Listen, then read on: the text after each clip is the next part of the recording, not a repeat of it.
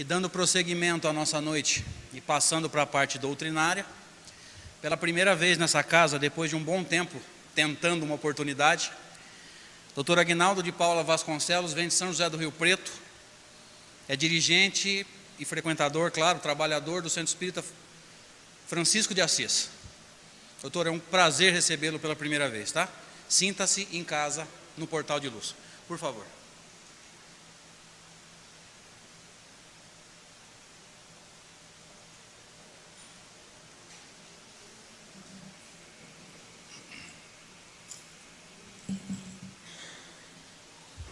Meus queridos irmãos, que possamos estar imersos na paz do Senhor. É com alegria imensa que nós estamos aqui para desfrutar desses momentos de paz, de harmonia, de vibração positiva, do carinho de todos vocês. Nós estamos nos aproximando do Natal. E o Natal é um momento tão mágico que deixa todo mundo alegre. Paradoxalmente, tem uns que ficam tristes, eu não sei porquê. Talvez porque entendam que os parentes já desencarnaram, já não estão mais ali. Talvez outros entendam que o parente está tão longe e não pôde participar da festa. Ou por um ano que marcou com um ato desditoso. Alguma coisa, às vezes, levou essa pessoa a ficar triste. Mas o Natal é uma época de muita alegria. Primeiro que tem Papai Noel, né? Qual criança que não se encanta com o Papai Noel? Tem um encontro de família, que bom, né? Quando a gente reúne a família, pelo menos naquele momento para estar congraçando, rever os amigos, os parentes que às vezes à distância não podem conviver conosco, mas naquela época reúnem forças, possibilidades e vêm estar conosco. Tem presente, quem que não gosta de ganhar presente, né? Todo mundo gosta. Então vem o presente. Lá tem a festa, guloseimas. E todo mundo se envolve e é um momento de muita alegria. Mas esta alegria, ela é tão pequena, mas ela é tão pequena diante de uma outra alegria que acontece quando a pessoa realmente conhece Jesus. Não aquele menininho que está lá no presépio, bafejado pelos animais, amparado pelos pais, visitado pelos reis magos, indiferente. Apenas um nenezinho ali nascendo. Não.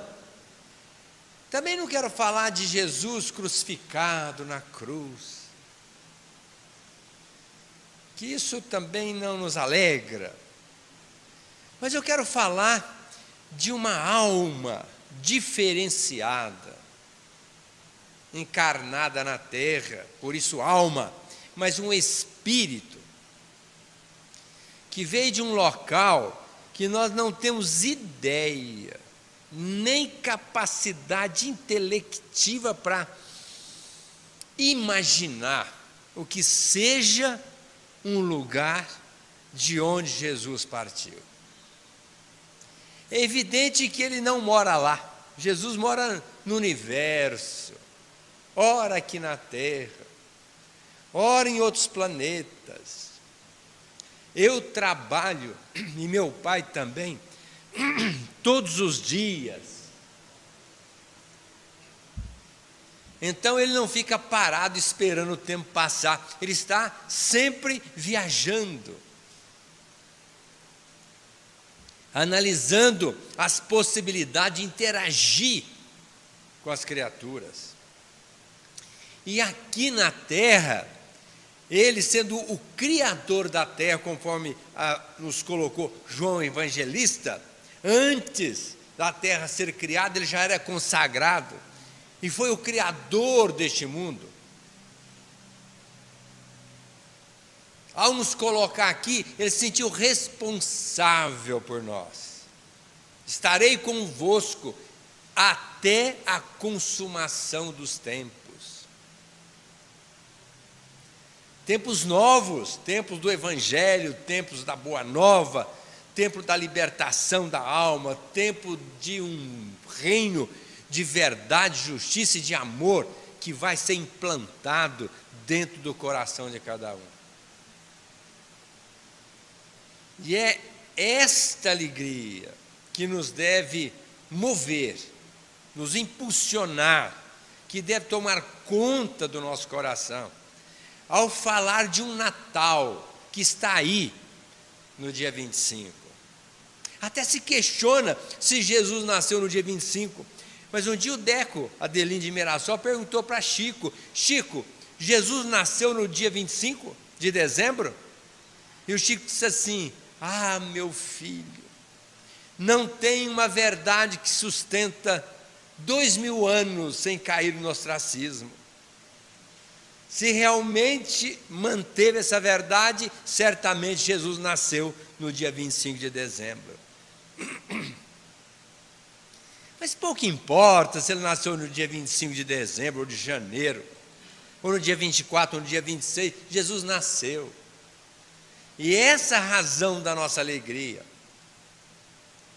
E veio conversar conosco, dialogar conosco, falar para nós como nós devemos viver muito bem. Eu vim para que tenhais vida, e vida em abundância. Não é com abundância, em plenitude. Que pena que a humanidade ainda não entendeu Jesus. Literalmente não entendeu Jesus. Porque não basta apenas eu creio em Jesus. Isso aí é lógico, ele esteve aqui ontem, conviveu conosco, sofreu todas as agruras para nos dar o exemplo, porque a palavra desperta, mas quem arrasta é o exemplo. Dividiu a humanidade em duas épocas, antes e depois dele. Então dizer que acredita em Jesus, o que é pior, Jesus derramou sangue para nos salvar. Lê do engano. Tem muita gente que acredita nisso. Não acreditem, por favor. Que Jesus derramasse seu sangue para nos salvar e que ele lavou os pecados do mundo, não acreditem nisso. Jesus veio mostrar para nós como nós devemos viver. Agora, se nós vamos nos salvar, depende de cada um. Aliás, essa pergunta fizeram para o Chico, o que é salvação. Ele disse assim: ué, meu filho, aquela coisa do mineiro, né? Uai, quando a gente salva um barco, para que é? Está afundando? É para que ele venha à tona de novo a trasladar as pessoas para o outro lado da margem. Quando a gente salva uma casa que está pegando fogo, para quê? Qual a finalidade? É para que essa casa depois seja habitada por alguém. Então a salvação da criatura é ela se aparatar, se aprimorar, para ser instrumento divino na execução do universo. Que a missão do Espírito na Terra, segundo os benfeitores de Sera Kardec, é autotransformar-se e ajudar Deus na consecução do universo. Então, cada criatura, na medida em que vai entendendo a proposta crística e vai se tornando um instrumento cada vez mais afinizado com o Criador, mais vai sendo utilizado esse indivíduo para que Deus possa construir o seu projeto. Isto é salvação. Então, cada um vai se instrumentalizando, vai se aparatando, vai se afinizando com essa proposta. Na medida em que entende Jesus, passa a vivenciá-lo. Depois de colocá-lo na mente, no coração e na mão. Esse é o verdadeiro espírito de Natal, é Jesus nascendo dentro de cada um. E por isso nós temos que nos alegrar. Jesus está aqui hoje conosco, absoluta certeza. Onde estiver 2 ou mais pessoas reunidas em meu nome, ali eu estarei. Um dia me perguntaram aqui, não, mas essa coisa é meio complicada para a gente entender. Onde tiver uma só, Jesus não está. Eu falei assim, está também. Ué, mas ele disse que 2 ou mais. Eu falei, você acha que tem alguém sozinho? No mínimo está ele e o anjo da guarda dele, já tem 2. Aqui, por exemplo, vocês não têm ideia de quantos espíritos tem aqui. Um dia um amigo meu participando de um trabalho, fazendo um culto do Evangelho, que ele faz já há cerca de 28 anos, 27 para 28 anos. A mulher dele é médium, ela ficou incorporada, o que não é habitual num culto do Evangelho, por uma freira, que é a mentora espiritual dela. E ele perguntou para ela, o marido, meu amigo, para a freira que estava utilizando o canal mediúnico da sua esposa: quantas pessoas tem aqui hoje no culto do Evangelho? Aí ela disse assim, hoje, 350. Ele falou assim, mas como 350? Não cabe aqui, era uma sala pequena da casa dele. Ele falou, meu filho, o ambiente aqui físico não existe para nós. Nós preparamos o ambiente para receber 350 espíritos que estão sendo atendidos aqui dentro da sua casa, logicamente, fora. Criando um ambiente, nós incorporamos para a sua casa. Mas como? Eu estou lendo aqui o Evangelho baixo, eles não estão escutando. Meu filho, nós colocamos um microfone na sua boca. Todo mundo está escutando o que você está falando. Portanto, fique tranquilo. Faça o culto. E nós vamos estar assessorando para o benefício de todas essas criaturas que aqui vieram. Se num culto do Evangelho no lar, reúne-se um grupo de espíritos, na faixa de 350 espíritos, quantas pessoas desencarnadas vocês acham que estão aqui hoje nessa casa espírita? Não temos ideia. O centro espírita é um hospital que funciona 24 horas por dia. Aqui de novo, aqui da nossa cidade, Severina, não. Aqui só funciona, lê do engano, funciona 24 horas por dia, 7 dias por semana, 30 dias por mês, 12 meses por ano.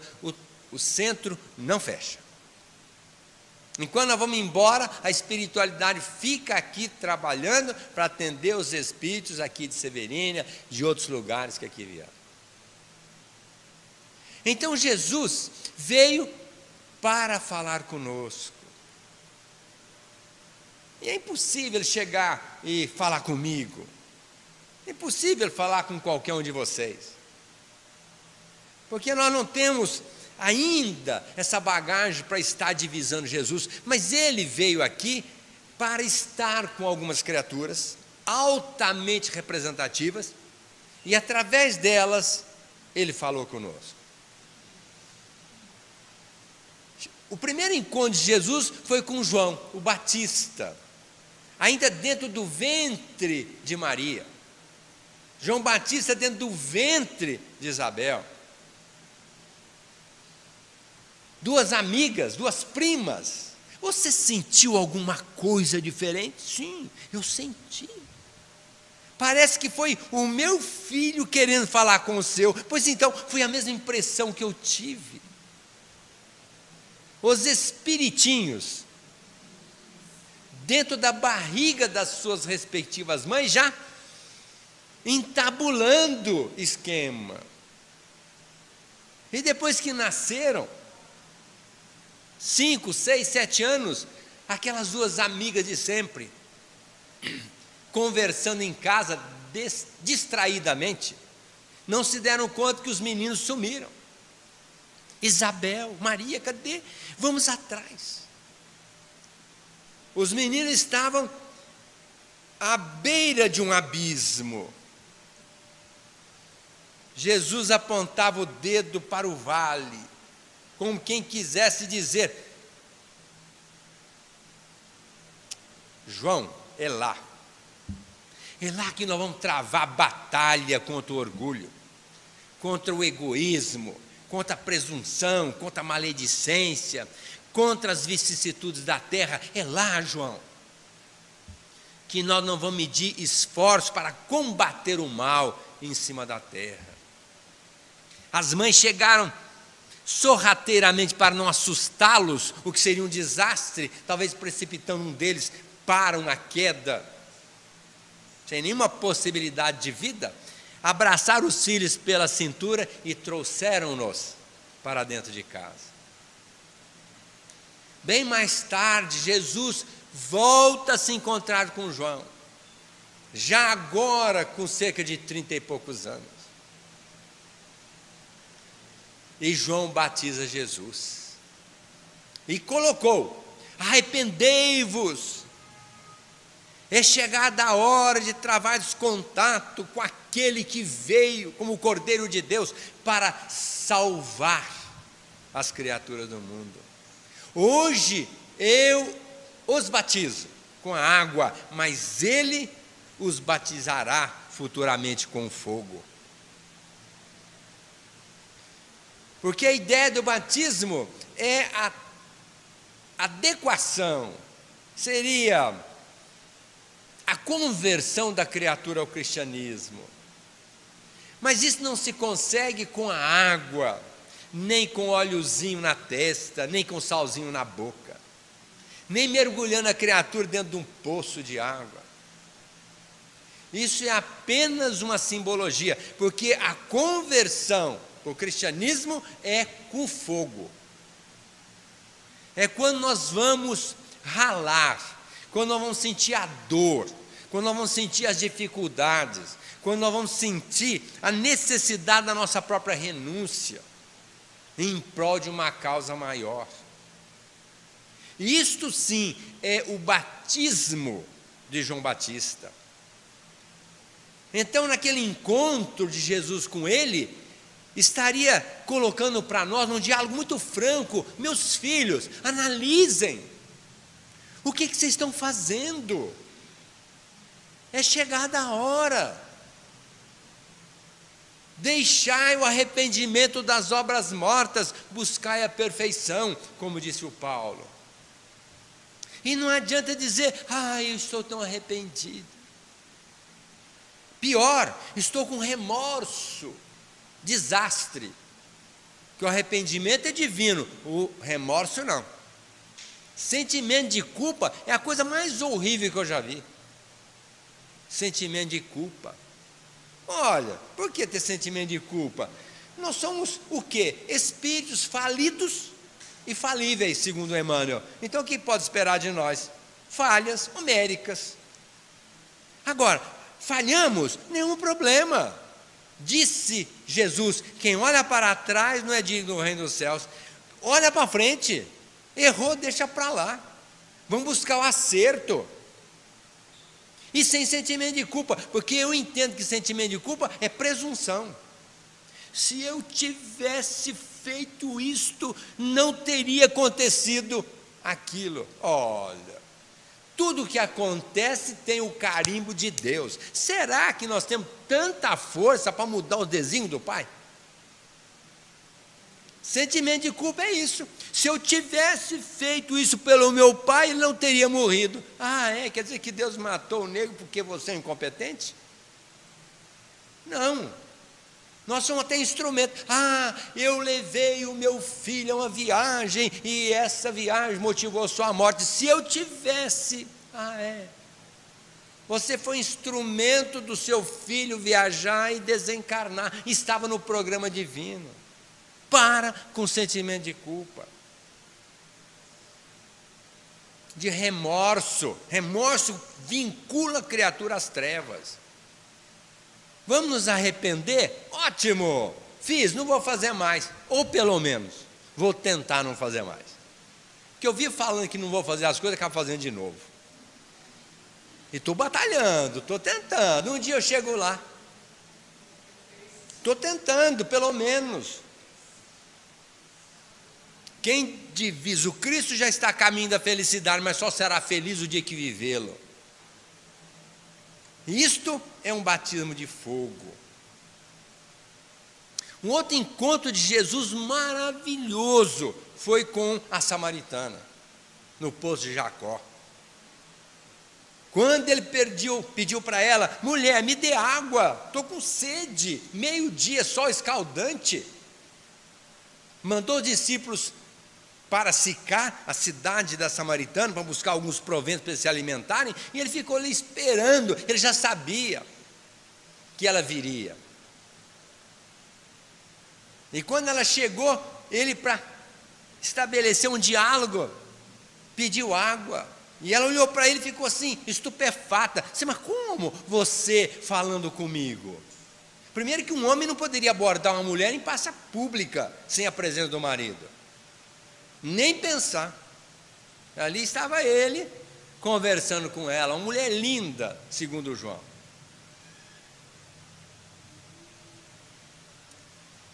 Me dá água. Como você pode estar falando comigo? Ah, se você soubesse a água que eu tenho para dar para você, você me pediria e eu lhe a daria. Como você vai me dar água? Você não tem nem com que tirar. Olha, na tua mão não tem nada. Porque para tirar água do poço tinha que ter alguma vasilha, um balde, um cântaro, alguma coisa. Jesus não tinha nada. Ah, mas a água que eu tenho para te dar é uma água que descedenta eternamente.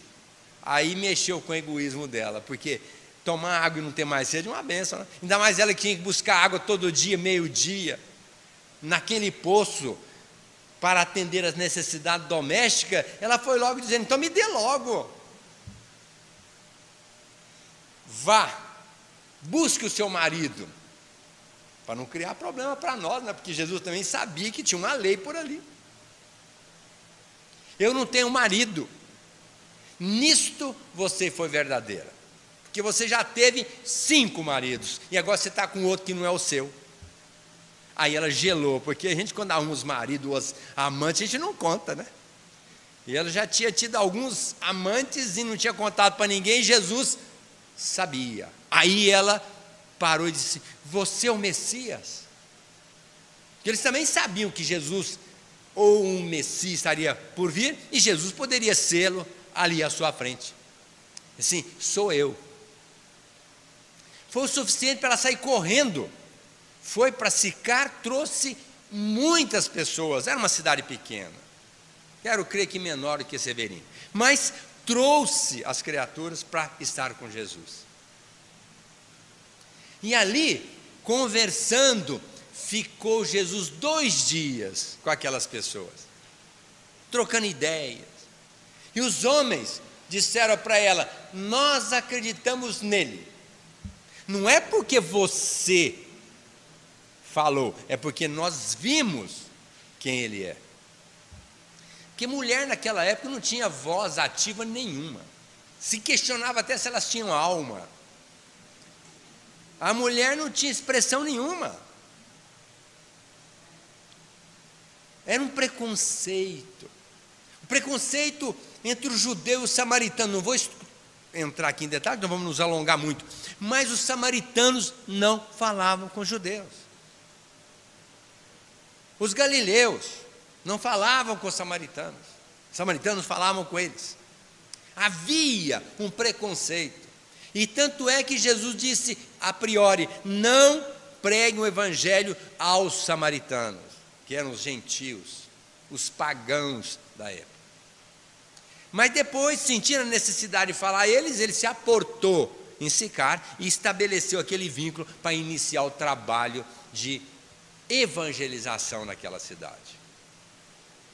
Mas o que esse encontro de Jesus com essa mulher mostrou para nós? A importância de nós acabarmos com o nosso preconceito. E nós somos muito preconceituosos. Criou-se o Dia da Consciência Negra, que eu acho um absurdo. Eu acho um absurdo. Mas tudo bem.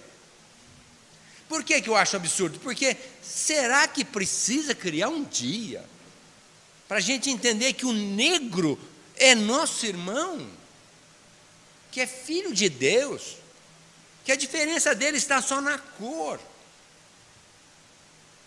Mas tem o negro, tem o branco, tem o amarelo, tem o vermelho, o azul, tem de tudo quanto é cor, não é? E isso nos distancia um do outro? Pelo contrário, nós somos filhos do mesmo Pai. Então não dá mais para ter consciência negra, acabar com isso. Isto, no meu ponto de vista, já é um preconceito. Criar o Dia da Consciência Negra, isso já é um preconceito. Não tem que criar esse dia coisa nenhuma. Nós somos todos irmãos, porque se for assim tem que criar o Dia do Patrão. Porque tem preconceito contra patrão, não tem? Ah, tem. Empregado fala mal de patrão, é doidado. Tem que criar o Dia do Empregado, porque patrão fala bem de empregado, muito raro. Preconceito contra o empregado. Tem que criar o Dia do Vizinho, que a gente tem preconceito contra o vizinho. E assim, se eu for enumerar, tem que criar não dá para ter um dia por ano, né? É tanto preconceito que dos dias do ano não daria para criar todos os preconceitos e os dias para a gente acabar com essa história do preconceito. O que é pior? Preconceito contra o evangélico, contra o católico, contra o budista, contra o espírita e assim por diante. Meu Deus, dentro de uma casa religiosa, ter preconceito contra um irmão que tem uma profissão de fé, que a gente tem que respeitar. Como nós podemos engolir isso? Não dá. Que eles pensem como queiram pensar. O que importa, nem todos aqueles que dizem Senhor, Senhor, adentrarão no reino dos céus, mas aqueles que fazem a vontade do meu Pai. Quem é minha mãe, quem são meus irmãos? Disse Jesus: aqueles que fazem a vontade do meu Pai. Nós vamos nos entrelaçando fraternalmente, na medida em que a gente vai vivendo a proposta da lei. Os 10 mandamentos e depois resumidos todos na lei de amor. A Deus, ao próximo e a nós. Um outro encontro maravilhoso foi com Pedro. Quando Jesus o convocou para trabalhar com ele. Pedro aceitou, mas logo em seguida, depois de alguns anos, Pedro, eu vou ser preso, vão me levar para a morte. Senhor, nem pense, nem que por isso eu tenha que dar minha própria vida, mas eles não vão prender o Senhor. Pedro, você vai me negar 3 vezes, Pedro, antes que o galo cante. Senhor, mas nem pense, Senhor, morro, mas isso não vai acontecer. Quando Pedro se deu conta que o Cristo estava saindo da casa do sumo sacerdote, preso, e que iria para a crucificação, caiu a ficha. O galo cantou pela 3ª vez e ele negou Jesus 3 vezes. A partir daquele momento, Pedro disse: não vou mais participar do discipulado de Jesus. Não me sinto digno. Aqui estou encerrando a minha carreira. Sentimento de culpa, aquela coisa horrível que às vezes a gente tem dentro da gente. Remorso, pior ainda. Mas Jesus, que conhecia Pedro, foi embora e voltou. Encontra pescando. Joga a rede do outro lado do barco, cheia de peixe, nem eles conseguiram tirar. E ele escutou aquela voz e falou: meu Deus, mas eu conheço essa voz. Largou os peixes e veio no braço. Nem o barco ele não quis, veio nadando, largou os companheiros. Chegou lá, quem que estava? Jesus. Senhor. Conversou com ele, bateu um papo. E Jesus disse para ele: Pedro, você me ama? Ah, Senhor. Não respondeu de chopre, porque ele aí já ficou preocupado, né? Falou que não ia negar, negou 3 vezes. E agora eu vou falar que amo, mas reuniu a última forcinha que ele tinha. Não, Senhor, eu amo o Senhor. E Pedro achou que estava já definida aquela situação, mas Jesus pergunta pela segunda vez: Pedro, você me ama? Senhor, eu sei que o Senhor tem direito de duvidar de mim, mas eu amo o Senhor. Agora ele acreditou. Passou um pouquinho, Jesus pergunta de novo: mas Pedro, você me ama? Senhor, olha, Senhor, acredite, é verdade, eu amo o Senhor. Então, Pedro, tome conta do meu rebanho, apacente as minhas ovelhas. Esse encontro de Jesus com Pedro, para mim, foi maravilhoso. Por quê? Porque Jesus, conhecedor profundo do inconsciente, sabia que Pedro tinha alicerçado 3 negativas no inconsciente. E aquilo haveria de predominar durante a vida inteira. Tanto é que o Paulo sempre falou: infeliz homem que sou, o que eu quero fazer, eu não faço, o que eu não quero, eu faço. Porque o nosso inconsciente tem força de mando na nossa vida em 80%. O nosso consciente só 20%.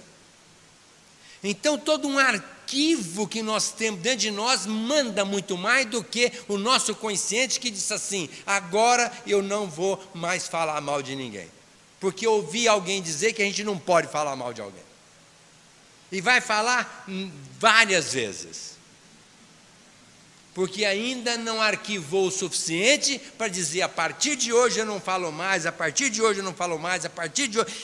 Tem que repetir isso muitas vezes, para arquivar no inconsciente uma mensagem agora diferente. E por isso, se Pedro negou Jesus 3 vezes, ele perguntou 3 vezes para Pedro reafirmar. E depois daquele momento, Pedro volta para a casa do caminho, que ele havia já abandonado, e começa a trabalhar por Jesus. Não mediu mais consequências, a ponto de ser crucificado de cabeça para baixo, porque não se achava digno de ser crucificado de cabeça para cima, como Jesus foi crucificado. Quantas vezes nós negamos Jesus? Quantas vezes? Quando alguém chega e nos pede uma ajuda e a gente pode, e a gente diz não, nós estamos fazendo o quê? É difícil, mas é verdade, está negando Jesus. Quando a pessoa pede para fazer uma visita, vai lá na minha casa, eu preciso falar tanto com você. Uma hora eu vou, e não vai. O que nós estamos fazendo? Negando Jesus. Quando chama a gente para trabalhar na casa espírita, nós estamos precisando de gente para trabalhar aqui. Aliás, tem muita necessidade. Quando fizerdes a um dos pequeninos, a mim que o fazeis, disse Jesus. Quando nós deixamos de atender o pedido, o chamamento, o que nós estamos fazendo? Negando Jesus.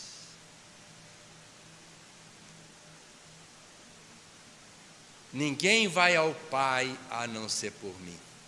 Então não dá mais para negar Jesus.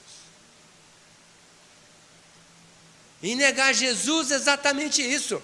Não adianta falar que eu creio em Jesus. Não, isso não vale nada. É melhor dizer que não acredito nele, mas faça alguma coisa. Porque eu tinha um professor que ele vivia ajudando os outros, ele era ateu. E eu perguntei para ele, mas Girô, José Carlos Girô Machado, eu falei, Girô, por que você vive ajudando os outros se você não acredita em Deus? Ué, e eu preciso acreditar em Deus para ajudar uma pessoa que precisa de mim? Eu queria ser ateu e fazer o que o Girô fazia, do que dizer que sou espírita e ficar só de fachada, vindo ao centro, ouvindo palestra e tomando passe. Um outro encontro maravilhoso foi com Nicodemos. Nicodemos, arrogante, orgulhoso e tudo que podia mais alguma coisa, porque era um representante do Sinédrio, procurou Jesus de noite. Porque é mais ou menos assim, né? A gente tem vergonha de descer de um pedestal suposto que a gente cria, porque muitas pessoas se envergonham às vezes de ir numa casa religiosa. Vocês sabiam disso? Tem muitas pessoas que não vêm a nenhuma casa religiosa de vergonha, porque acha que é se diminuir, sair de um pedestal e procurar uma religião, ser um carola, ser um redondo, um quadrado, um retangular, sabe lá o que ele queira se atribuir como predicado, mas não vem à casa espírita de vergonha. Você acha eu entrar numa casa religiosa? E lá o Nicodemos procurou Jesus e disse, Senhor, somente uma pessoa de Deus pode fazer o que o Senhor faz. Um enviado do Pai. E aí Jesus, para mexer com ele, disse assim, em verdade vos digo, se não nascerdes de novo, não adentrareis ao reino dos céus. E Nicodemos entendeu. Como pode um velho voltar para o ventre da mãe? Que nascer de novo para ele era exatamente isso. Voltar no ventre da mãe. Porque muita gente fala que nascer de novo é nascer do Espírito, é se transformar, coisa nenhuma. Nós não vamos entrar aqui em detalhe, que para nós é fácil entender reencarnação. Reencarnação é um fato. Jesus era reencarnacionista, do nascido de mulher, João Batista é o maior dentre todos, no meu reino é um dos menores. Mas em verdade vos digo, João Batista, este é Elias que veio. Nenhuma dúvida. Elias viveu 250 anos antes de Jesus, Malaquias falou que ele ia voltar antes dos dias tormentosos do Senhor, e ele volta como João Batista. Elias mandou matar 450 sacerdotes degolados de uma seita de Baal, um deus mitológico, e volta como João Batista e morre de que jeito? Pescocinho cortado. Quem com ferro fere, com ferro será ferido. Lei de causa e efeito. Mais uma vez Jesus tinha razão na sua assertiva. Mas eu quero falar o seguinte, Jesus falou para ele, entre linhas, ele saiu e foi embora. No dia que Jesus estava lá, na casa de Caifás e Anás, sendo julgado, ele levantou e disse assim, esse homem é inocente, nós precisamos pelo menos julgá-lo, dar a oportunidade dele se defender, que assim era a lei judaica. E o sumo sacerdote perguntou para ele, mas você está do lado dele ou do nosso lado? Porque a finalidade não era julgar, era matar mesmo, era condenar. Aí ele sentou e ficou quieto. Esse foi o grande mal de Nicodemos, que ele deveria ter, por honra, por brio, por convicção, por respeito àquele homem que ele sabia que era um enviado do alto, tanto é que ele o procurou e depois teve a convicção, e ele foi omisso, calou-se, como a grande maioria da humanidade se cala diante do chamamento de Jesus. Todo mundo fica aí no auê, curtindo a vida, curtindo a vida. Quem quiser ganhar a vida, perdê-la. Quem perder a vida, ganhá-la. Nós estamos buscando o lado material, a superficialidade. o lado que não nos constrói, que não nos edifica.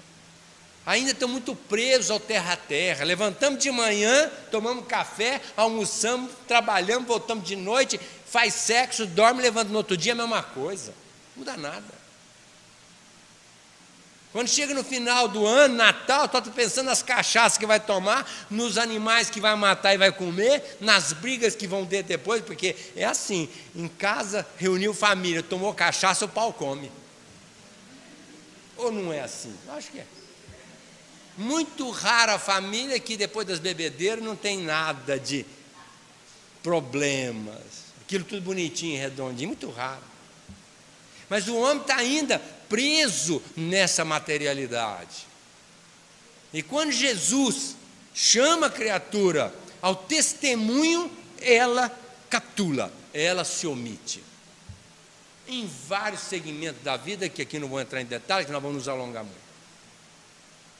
Então, é hora de nós perguntarmos, se Jesus estivesse aqui agora, o que eu faria nessa situação?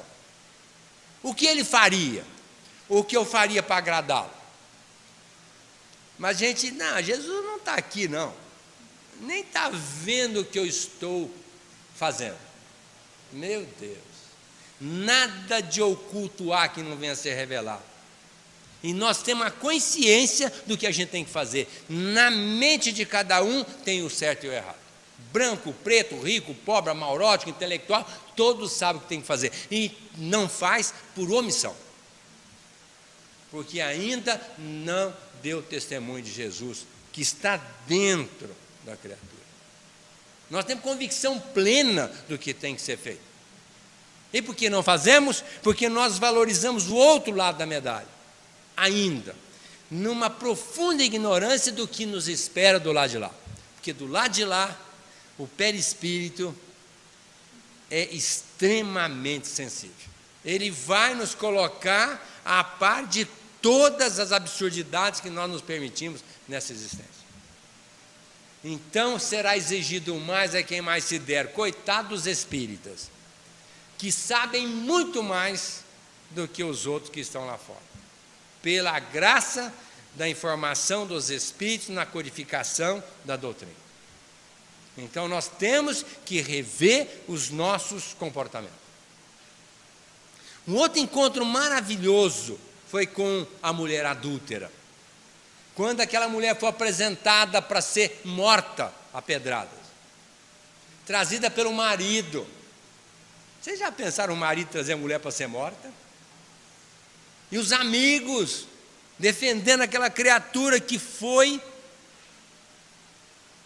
caluniada, porque ela, na verdade, ela adulterava, ou seja, o traía, entre aspas, tinha ligação ilícita com outros homens para trazer dinheiro para dar para o marido, porque o marido sabia e facilitava.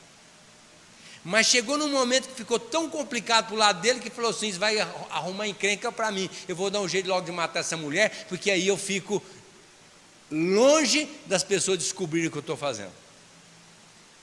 E trouxe a mulher na frente de Jesus e perguntou, e aí, Senhor, vamos matar? O que diz a lei? Não, a lei diz para matar. Quem não tiver pecado, mete a primeira pedra, começa aí, vamos assistir logo o espetáculo. Os mais velhos que pecaram mais, como é o meu caso, foram saindo primeiro, depois os mais novos, e no final não sobrou ninguém. Jesus e a mulher adúltera. Ninguém se dignou em jogar a primeira pedra, porque todo mundo tinha consciência de profundos erros e encalacrado na consciência. Aí Jesus ficou só ele e ela. Se eu estou lá, eu ia dar uma descompostura nessa mulher, eu iria. Mulher, você é maluca, você não sabe do risco que você correu, você sabe que a lei é complicada, você estava correndo risco de morrer, onde você estava com a cabeça de fazer isso? Eu iria falar. Mas foi o que Jesus falou? Não, Jesus não. Onde estão os que te condenaram? Senhor, foram embora. Então vá também. Como sugestão, não peques mais para que mal maior não te aconteça. Se eles não te condenaram, eu também não te condeno. Olha, Jesus. Aquela mulher saiu dali e foi trabalhar para Jesus. Profundamente agradecida, porque ela entendeu que Jesus salvou a sua vida. E o que é pior, nós não entendemos que Jesus já salvou nossa vida várias vezes. Ah, mas você acha que não? Não, Jesus nunca me salvou coisa nenhuma. Ah, é? Não salvou? Eu já livrei de alguns acidentes nessas minhas andanças aí, fazendo palestra, mas coisa de morrer mesmo. Jesus certamente foi lá e falou: Aguinaldo, você deve muito, tem que trabalhar mais para pagar as contas. Não é hora. Pessoa que vai operar. Não, quem me salvou foi o médico. Coitado, doutor, o médico salva ninguém. O médico é um intérprete, é um instrumento, mas quem salva é Jesus. Porque se ele entender que não é, coitado do doutor, pode fazer tudo, não vai dar certo. E o doente também vai embora. Portanto, é Jesus que salva a gente. É Deus, nosso Pai.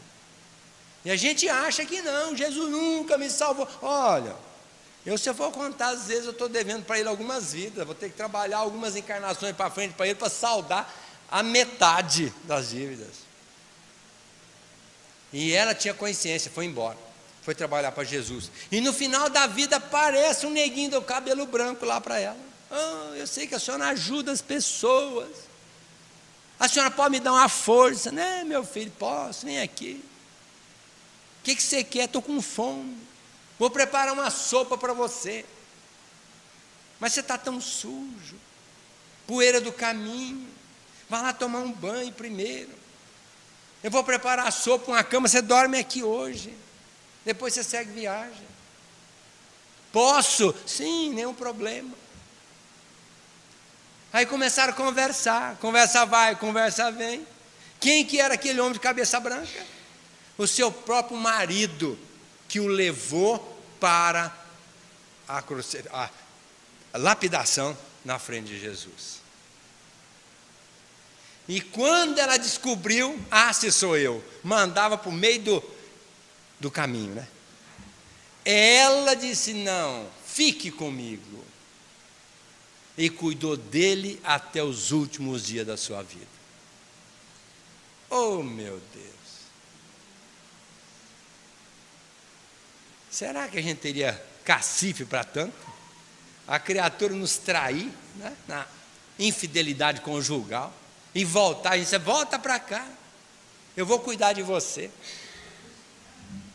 Sempre me perguntam isso: Aguinaldo, o fulano quer voltar, você acha que eu devo trazê-lo de volta? Eu falei assim: eu não acho nada, mas Jesus falou para trazer. Porque de repente, você fala assim, eu acho, né? Fica uma coisa meio, sei lá, né, se eu tenho tanta convicção assim, né? Mas Jesus falou para trazer. Bom para você, então deixa comigo, vou trazê-lo de volta e cuida da criatura.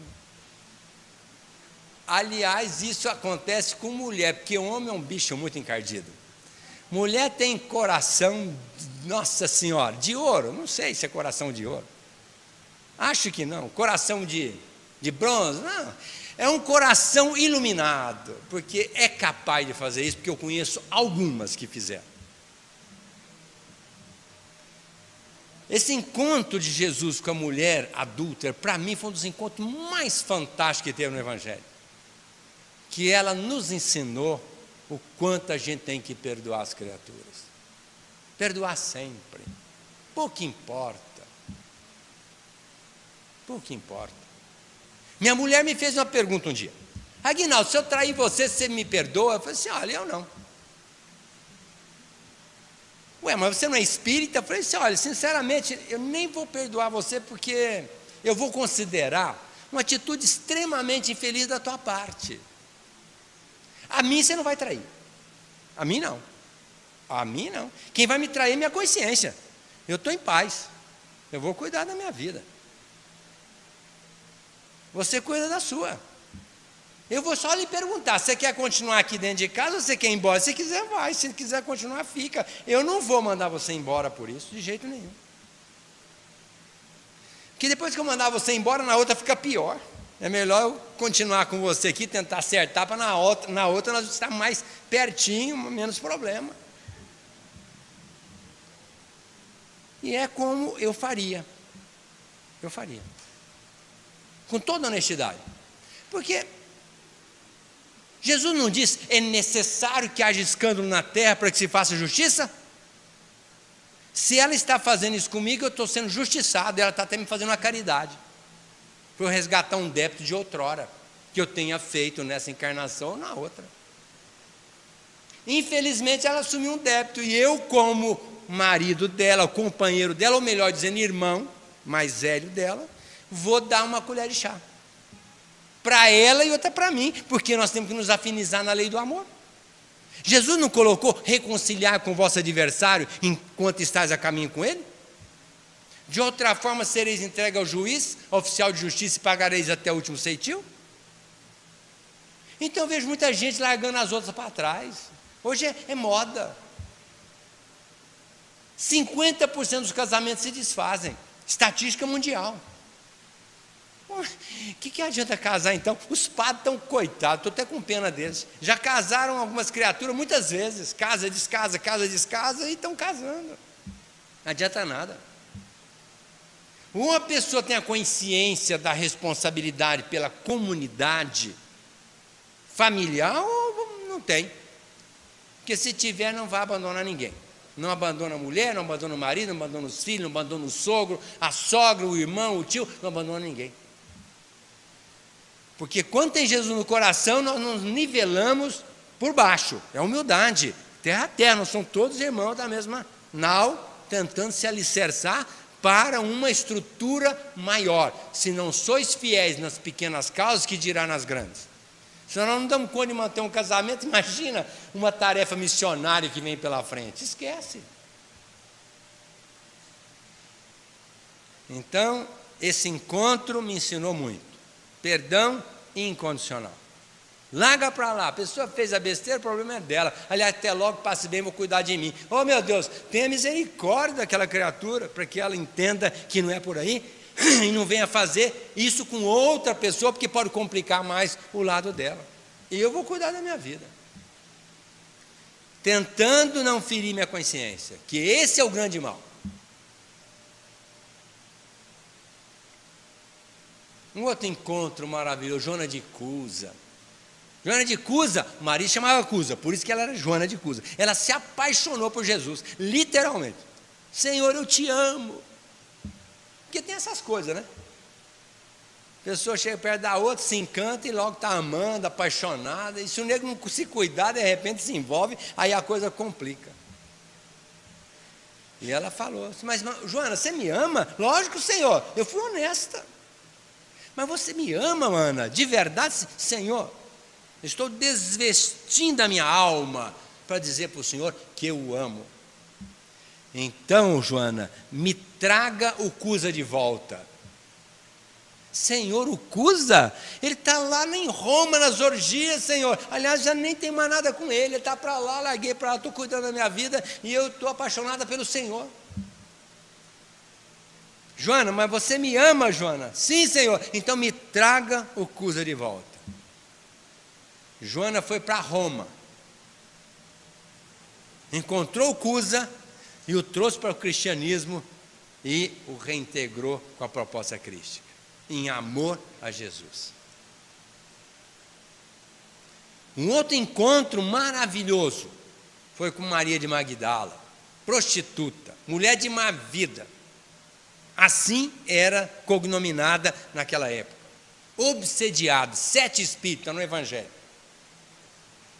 Até que se cansou dessa vida, entre aspas, fácil, porque fala de vida fácil, eu não acho que prostituição é vida fácil, eu acho a vida muito complicada, mas deixou aquela vida dos prazeres, do dinheiro, que ela era muito bem abastada financeiramente pela venda dos seus próprios prazeres, mas pobre de alma. Vou buscar Jesus. Eu ouvi falar desse homem e foi. Encontrou Jesus. E quando à sua frente ela fez uma análise: Senhor, eu não sou digna de estar na sua frente. Mas Jesus, que nos conhece a todos, como pastor, e conhece todas as ovelhas, como ele disse: eu conheço todas as minhas ovelhas e as chamo por nome. Não tenha dúvida, se um dia nós divisarmos Jesus, ele vai dizer assim: fulano, cicrano, e vai dizendo os nossos nomes que nós tivemos nas encarnações, até chegar naquele nome que realmente nós estamos nos justificando. E aí ele se volta para ela e diz assim: Maria, você está com a raiz no charco, mas você é um lírio, Maria, que inebria a natureza com a sua beleza e seu perfume, Maria. Olha, esperando que Jesus fosse denegrir a sua imagem, dizer: realmente você é equivocado, obsediado, você não está com nada.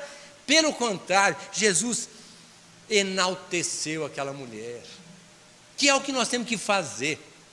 Quando a gente chega perto da pessoa, a gente tem que ver os valores da pessoa e dizer: fulano, mas você está tão lindo, tão linda. Quando chego perto de mim, a primeira coisa que a pessoa fala é: não, você está tão careca. Não é capaz de falar uma coisa boa. Se olhar assim meio de lado, você está barrigudinho, mas não vê o lado positivo. Você está tão gordinha. Mulher não pode ouvir falar isso, né? Mas a amiga invejosa, ao invés de olhar, fala: mas você está tão bem. Ao invés de falar isso, já vai falando logo: você está tão enrugada. Mas Jesus mostrou a importância de enaltecer a figura. Para os filhos, mães, nunca falem mal dos filhos. Você não vale nada. O que pode esperar de você? Futuramente, coitado, preguiçoso, vale nada. Nunca falem isso para os filhos. Vai impregnar o inconsciente, vai ser difícil para tirar depois. Meu filho, você vai me dar muita alegria ainda. Vamos à luta, vamos estudar, vamos trabalhar, vamos dignificar a nossa vida. Eu tenho orgulho de você. Você foi diretamente mandada do céu para mim. E eu me orgulho por ser sua mãe. Ainda você tem alguns momentinhos de falta de lucidez, mas futuramente você vai ter clareza de raciocínio e vai se dignificar perante o nosso Criador.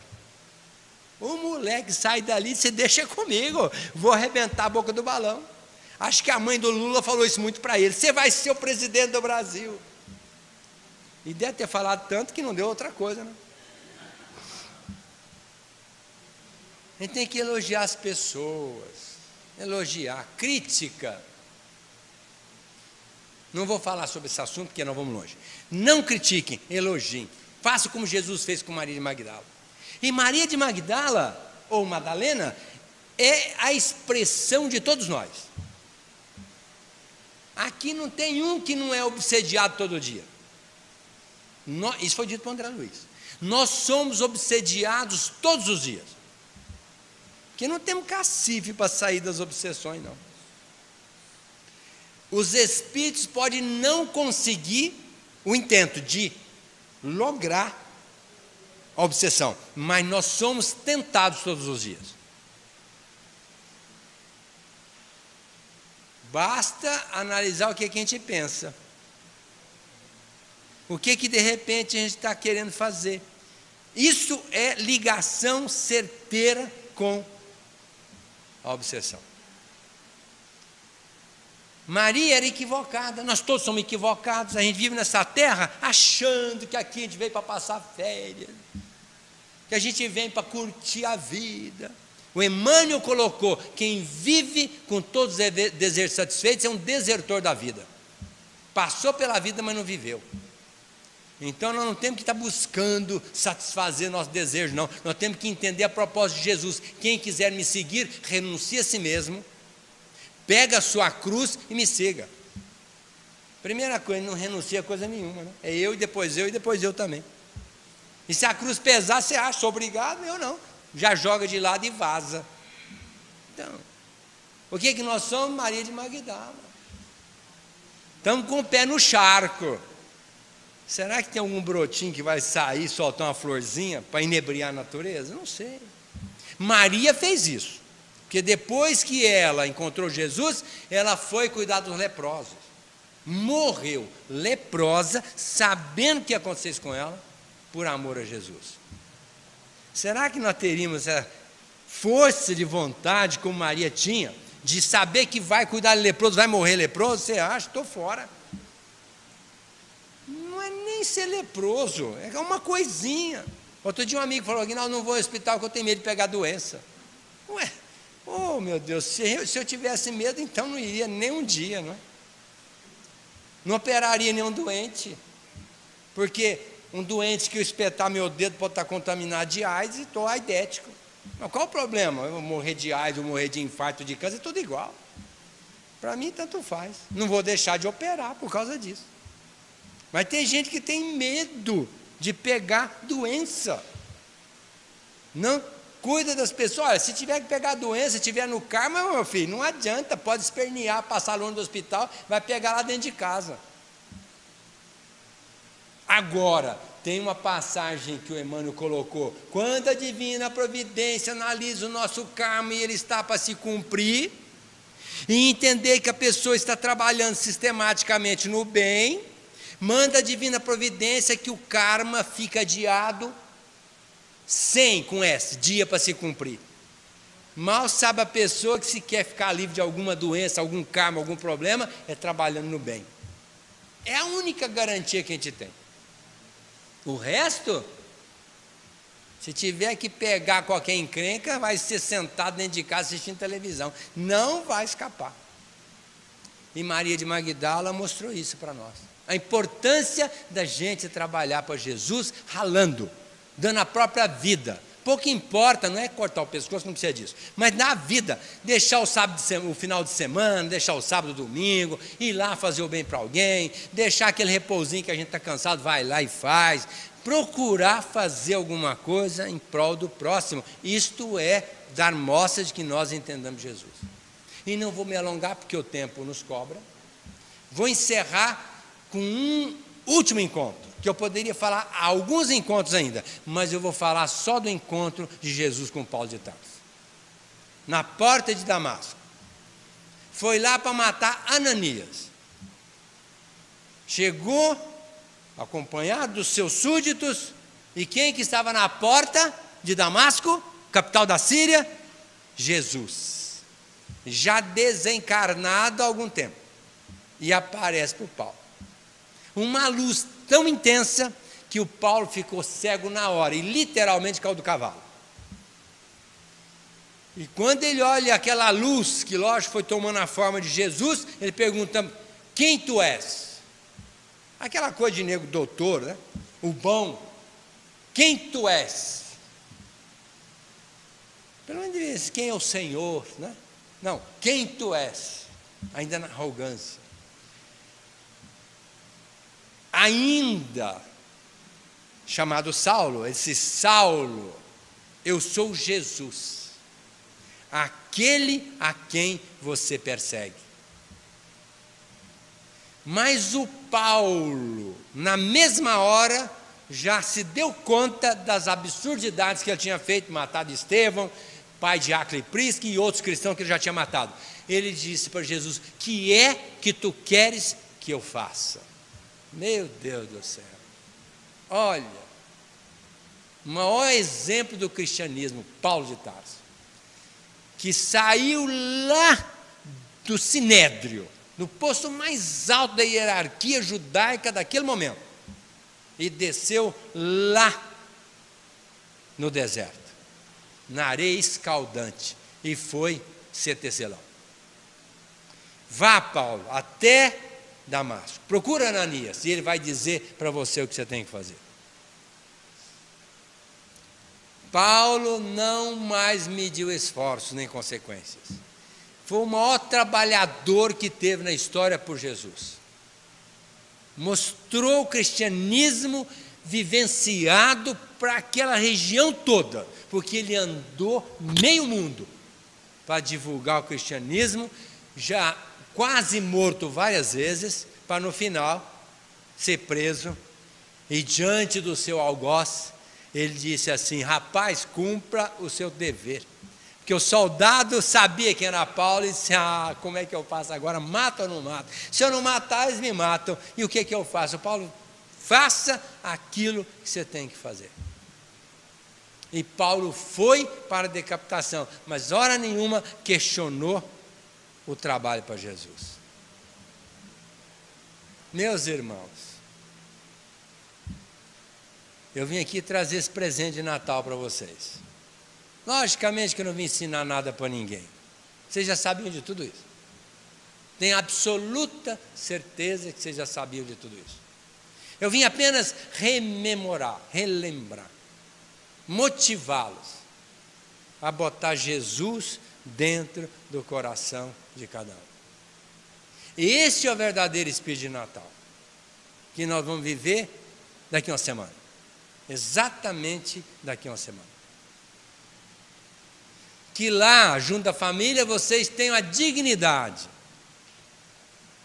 de lembrar de Jesus. Convidar famílias, um minuto, um momentinho. Vamos fazer uma prece de gratidão a Jesus, a quem nós devemos tudo, a começar por esse planeta maravilhoso, esse país fantástico, mal administrado, esse povo maravilhoso do Brasil, essa religião, essa filosofia, essa ciência, doutrina espírita que nós professamos, as bênçãos todas que Jesus deixou para nós. Dívida insoldável com Jesus. Então, uma prece de gratidão nesse dia, pelo menos.